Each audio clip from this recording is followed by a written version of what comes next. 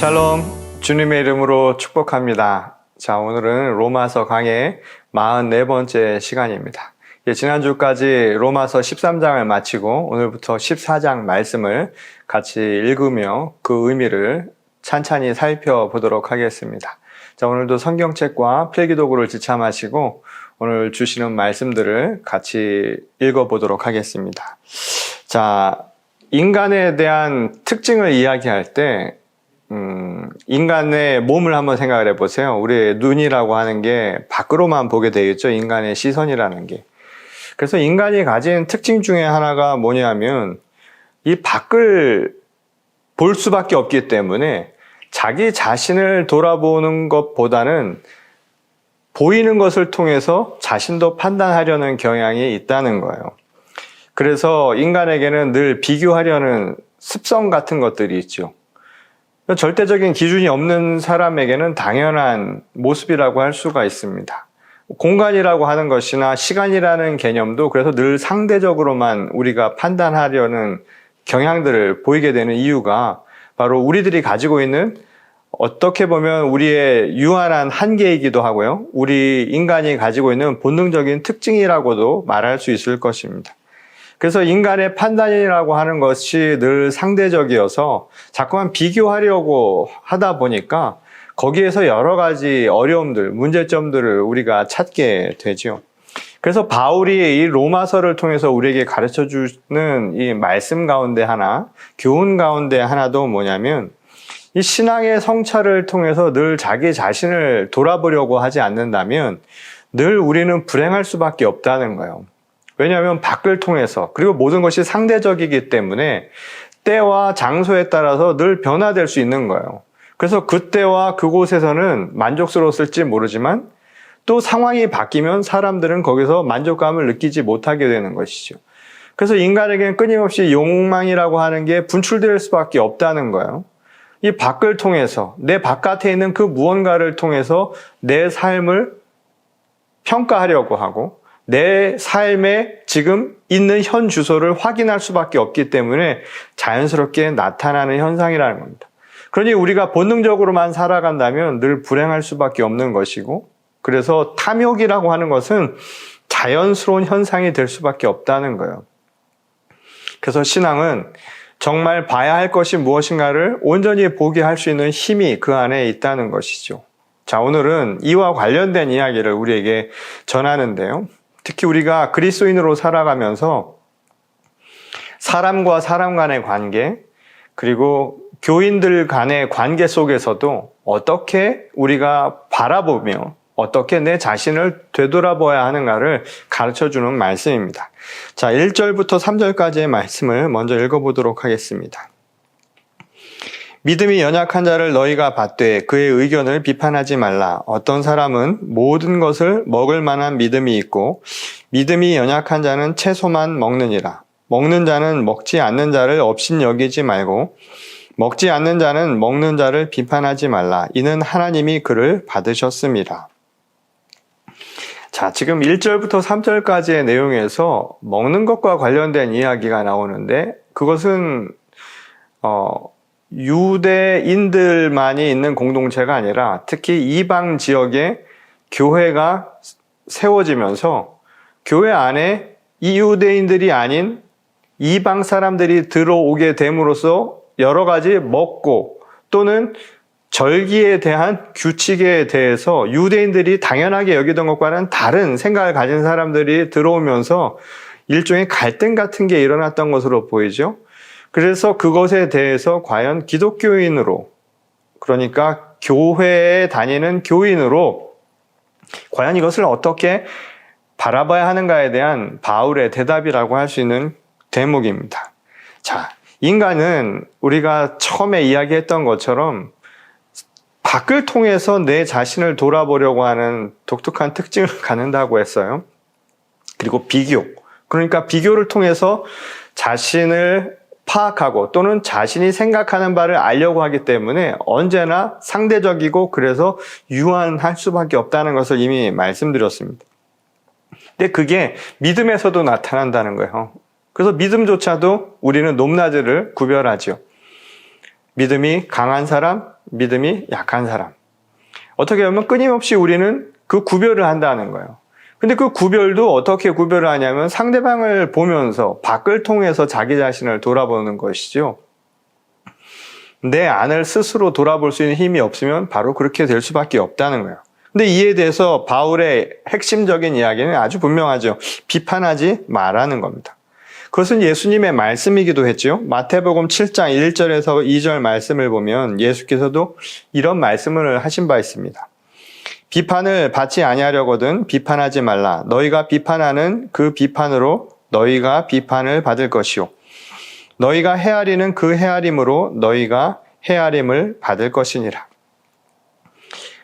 아주 분명한 말씀이죠. 내가 행한 대로 너도 돌려받을 것이다. 그러니까 내 안을 스스로 돌아볼 수 없는 힘이 우리에게 주어지지 않는 한 인간은 끊임없이 남을 통해서 비교하면서 평가를 하기 때문에 내가 남을 그렇게 보면 나도 남에게 그렇게 대상이 될 수밖에 없다는 말씀입니다. 그 이유는 우리가 예수님처럼 완전하게 보지 못하기 때문이기도 하죠. 인간의 시선이 그만큼 유한하고 상대적이라는 거예요. 반면에 예수님은 우리에게 어떤 시선으로 보았는가를 이렇게 말씀하신 바가 있습니다. 요한복음 8장 16절에 보면 만일 내가 판단하여도 내 판단이 참되니 이는 내가 혼자 있는 것이 아니요 나를 보내시니가 나와 함께 계심이라. 자, 이 이야기는 보는데 그 보는 시선의 기준이 어디 있는가 하면 나를 보내시니 곧 아버지 하나님의 시선으로 본다는 거예요. 그러니까 절대적인 시선으로 보는 것이죠. 우리도 똑같죠. 예수께서 요한복음을 통해서 아버지가 내 안에 그리고 내가 너희 안에 이 말씀을 우리에게 하신 바 있는데, 그러니 우리가 예수를 닮아서 그리스도인으로 산다는 것은 예수께서도 자신의 시선으로 세상을 보는 게 아니라 아버지 하나님의 눈으로 세상을 본 것처럼 우리도 그리스도 예수를 닮아서 아버지 하나님의 말씀에 모든 기준을 두고 중심을 두고 세상을 볼 수 있어야 한다는 거예요. 이게 바로 바울이 이야기하는 아주 중요한 포인트입니다. 그러니 내가 보이는 대로만 세상을 보지 말라는 이야기예요. 비판하지 말라는 그 말씀은. 그런데 거기에 이 바울은 이 사람들 간의 관계를 이렇게 그러나 표현을 하죠. 믿음이 연약한 자와 강한 자로 이제 이야기를 합니다. 소위 말해서 믿음이 연약한 자와 강한 자라고 하는 건 어쩔 수 없이 나타날 수밖에 없다는 거예요. 시선을 중심이 하나님에게 두지 않는 한 당연하게 나타나는 현상이라는 거예요. 자, 이거를 하나의 비유를 통해서 설명해 볼까요? 우리가 옅은 개울이 있고 깊은 강이 있다고 한번 생각을 해보죠. 그것을 옅은 개울은 믿음이 연약한 상태로 두고 반면에 깊은 강은 믿음이 그만큼 강한 상태라고 우리가 한번 비유를 한번 해보자는 거예요. 자, 근데 그 둘의 관계는 어떤가요? 개울은 깊은 강의 상류죠. 그러니 깊은 강이 얕은 개울이라고 해서 비판할 게 못 되죠. 왜냐하면 거기서 흘러오는 거니까. 그리고 언젠가 강도 흘러서 바다로 가야 되잖아요. 그러니까 이 둘의 관계가 어떤가를 우리가 잘 한번 생각을 해보십시오. 강이 개울을 비판하고 배척하는 것은 결국 자기를 부인하는 꼴이라는 거예요. 자기 얼굴에 침 뱉는 것과 똑같다는 것이죠. 그리고 깊은 강일수록 개울을 받아들이는 것은 당연한 것 아니겠느냐라고 생각해 볼 수 있겠죠. 거기서 오는 거니까 거기가 낮은 개울이라고 내가 비판할 것도 못 되지만 결국 거기서 흘러 들어오는 물을 통해서 내가 깊어지는 것 아닙니까? 그러니까 결과적으로는 깊은 강일수록 얕은 개울을 포용하는 것은 당연한 모습일 수밖에 없다는 거예요. 자, 그러면 우리가 신앙으로 바꾸어서 다시 한번 생각해 볼까요? 믿음이 소위 말해서 강하거나 깊다고 하면 그게 깊은 게 어떤 특정한 사람을 두고 하는 이야기가 아니라 무엇을 말하는가 하면 그렇게 얕아 보이는 믿음도 포용할 수 있을 때 그게 깊은 믿음이라는 거예요. 뭐 교회 생활 오래 했다고 해서 그 사람의 믿음이 강한 게 아니라 믿음의 세월이 어떻든 간에 내가 그것을 포용할 수 있는 포용력이 있을 때 그게 믿음이 깊다라는 것의 반증이라는 것이죠. 무슨 말씀인지 아시겠죠? 깊으면 깊어질수록 잘 안 보입니다. 얕은 개울에서 보이던 것들이 깊은 곳에서는 잘 안 보이잖아요. 구별을 잘 하지 않는 거예요. 그만큼 포용력이 넓어진다는 것을 의미하죠. 자, 여기에서 이제 중요한 이 단어 하나를 우리가 개념을 떠올릴 필요가 있는데요. 이 헬라 말로 아디아포라라고 하는 말이 있습니다. 아디아포라. 이 말은 선악의 문제가 아니라 사실은 인간의 책임과 양심의 문제를 일컫는 개념이에요. 이것은 당시 이제 그리스에서 철학에서 사용되던 말이었는데 우리가 옳고 그름이라고 하는 명증한 그 관계를 설명하는 것보다는 우리가 양심에 맡기고 도덕적으로 윤리적으로 어떻게 살아가는 것이 더 좋은가 이에 해당하는 이야기를 다루는 것을 우리가 아디아포라라고 하는데 지금 이 14장의 내용은 바로 그 아디아포라와 관련된 이야기를 우리에게 하고 있어요. 이 교회에서 흔히 이런 이야기를 많이 하죠. 우리가 주초의 문제, 그렇죠? 뭐 담배를 피고 술을 마시는 음주의 문제라든가 요즘에 또 새로운 것들이 많이 나오니까 뭐 인터넷이나 온라인 상에서의 여러 가지 관계 정도에도 그렇고요.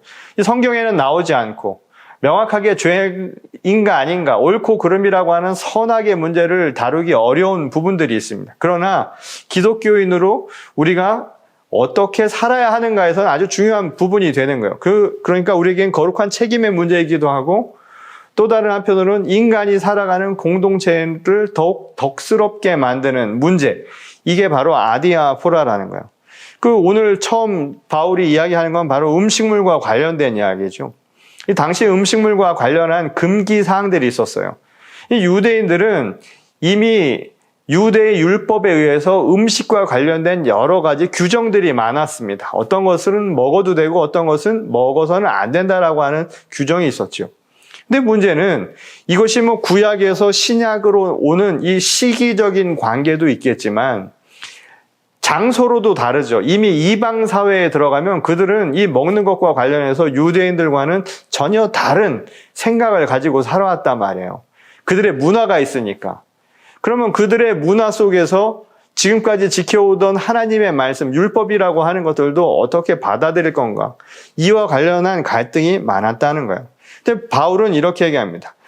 어떤 사람들이 믿음이 강한 자들인가? 믿음이 있는 자들은 음식에 거리낌이 없는 거예요. 오히려 이들을 강한 자들이라고 하죠. 그것이 하나님의 율법이라고 하더라도 그 율법을 넘어설 수 있는 사람들, 이게 믿음이 강한 거예요. 자, 그러고 보면 아마 여기서 힌트를 많이 얻으실 거예요. 오늘날 우리 사회에서도 시대적인 변화 또는 문화적인 차이에 의해서 나타난 여러 가지 현상들이 있습니다. 과연 어떤 것이 죄냐 아니냐라고 말하기에 성경을 근거로 이야기하기에 어려운 부분들이 분명히 있을 거예요. 그때 이 부분에 대해서 과연 누가 믿음이 강한 자인가를 이야기를 할 때 바울의 시선을 그대로 빌려서 우리가 생각을 해본다면 포용력과 관련되어 있다는 것을 알 수가 있죠. 옳고 그름이라고 하는 절대적인 죄의 문제가 아니라 선악의 문제가 아니라 공동체의 덕이라고 하는 것이 먼저 우선되는 주제에 대해서는 포용력의 관계가 굉장히 중요하다는 것을 우리에게 가르쳐주는 대목입니다.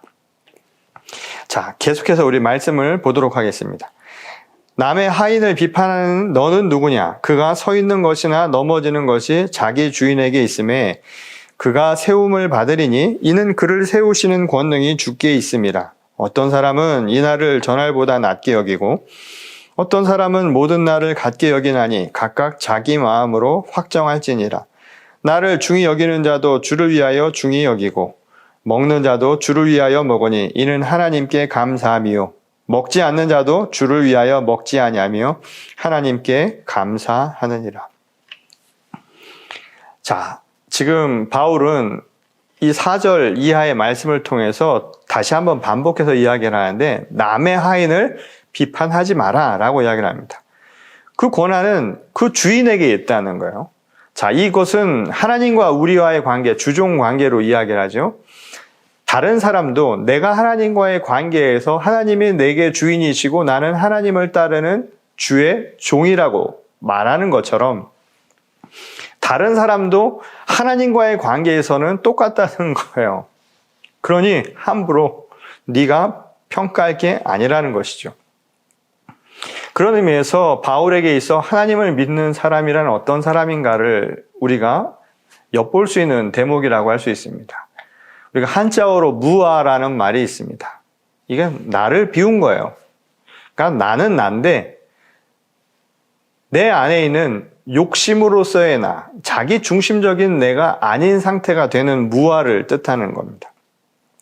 그래서 나는 죽고 오직 그리스도가 내 안에 살아 계신 것처럼 사는 사람이 진정한 하나님의 사람이라는 거예요. 근데 그렇게 살아가는 사람에게는 내 눈으로 볼 수가 없잖아요. 내가 보는 게 아니니까. 그러니 비판과 구별이라는 게 나타날 수 없다는 겁니다.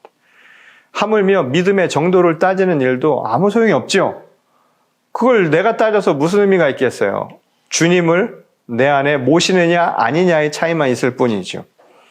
그러니 사람마다 어떻게 생각하느냐라고 하는 것도 비판의 대상이 되기가 어렵다는 거예요. 그거는 사람마다 다 다르니까. 이거 굉장히 혁명적인 발언 아닙니까? 이미 2000년 전에 이런 이야기를 했다라는 게 놀랍죠. 그러니 이 바울의 이야기를 통해서 우리가 신앙에 대해서 다시 한번 곰곰이 생각해 볼 필요가 있는 대목이에요. 자, 앞 9절에서는 음식에 대한 이야기를 했는데 지금 4절 이하의 말씀에서는 어떤 날, 특정한 날에 대한 이야기예요. 이 유대인들은 유대 율법만이 아니라 이 절기를 통해서 축제의 기일이라는 게 있죠. 지금도 그 축제의 기일이라고 하는 것을 지키고 있습니다. 그래서 어떤 날이 더 중요한 거예요. 다른 날보다. 예를 들어서 그들이 말하는 안식일이나 또는 금식일 또는 특정한 제사를 지내는 날, 이 다양한 날들이 다른 날보다 거룩하게 생각이 되죠. 그들에게 있어서는 당연한 것이죠. 그러나 이방인들의 눈에는 그렇지 않을 수도 있다는 거예요. 그러니 유대인들의 시선만 가지고 그렇지 않은 사람들을 비판할 수 있겠느냐? 이 부분에 대해서 바울은 전하는 것이죠. 그 바울은 뭐라고 이야기하냐면 그래서 그리스도인들에게 중요한 것은 그 기준은 그것이 주를 위하여 사느냐라고 하는 것에 대한 실천밖에 없다는 거예요. 그러니까 예를 들면 특정한 제사날, 특정한 안식일이라고 해서 그날만 중요한 게 아니죠. 더 중요한 건 뭐라는 거예요? 주를 위해서 내가 실천하며 사는 게 더 중요한 거예요. 그러니 사실은 365일 자체가 다 중요할 수도 있다는 것이죠.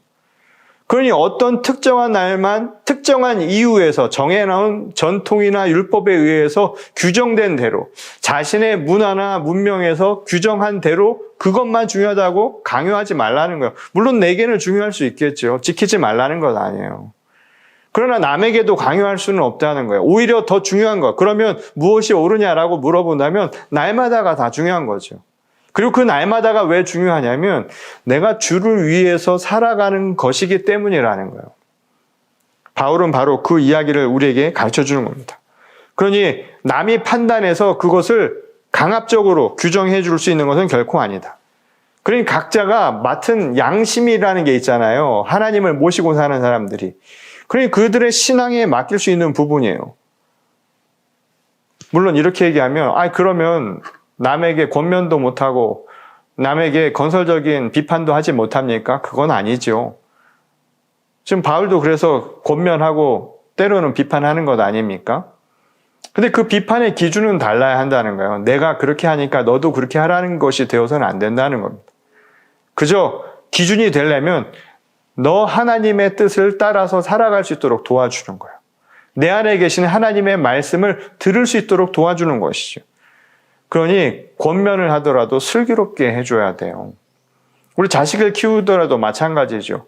세상적인 시선을 가지고 아이들을 강요해서도 안 돼요. 그건 똑같은 거예요. 내가 세상을 보는 시선을 가지고 세상은 이렇게 사는 게 더 낫다라고 생각하는 그 기준 가지고 자식을 키워서도 곤란하겠죠. 물론 그렇게 한다는 게 나쁘다라는 의미가 아니라 기독교인으로 그리스도인으로 산다라는 것은 그보다 더 근본적인 이야기를 해줘야 하는 거예요. 하나님의 자녀로 사는 게 무엇인가를 가르쳐 주어야죠. 그리고 하나님의 말씀을 내가 내 마음에, 내 삶의 기준으로 삼을 수 있도록 도와주는 게 더 중요한 거예요.